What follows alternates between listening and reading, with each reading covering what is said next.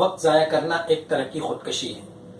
فرق صرف اتنا ہے کہ خودکشی ہمیشہ کے لیے زندگی سے محروم کر دیتی ہے اور تضییع اوقات ایک محدود زمانے تک زندہ کو مردہ بنا دیتی ہے۔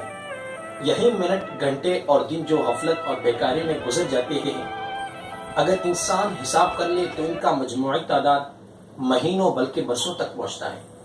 لیکن اگر آپ غور کریں گے تو 90% لوگ صحیح طور پر یہ نہیں جانتے کہ وہ اپنے وقت کا زیادہ حصہ کہاں اور کیوں صرف کرتے ہیں۔ جو شخص اپنے دونوں ہاتھ جیبوں میں ڈال کر وقت ضائع کرتا ہے تو وہ بہت جلد اپنے ہاتھ دوسروں کے جیب میں ڈالے گا۔ آپ مسرور ہو یا مغموم، تکلیف اور تردد سے بچنے کا واحد طریقہ یہ ہے کہ آپ کو کبھی فارغ وقت نہیں ہونا چاہیے۔ سستی نسوں کو اس طرح کہا جاتی ہے جس طرح لوہے کو زنگ۔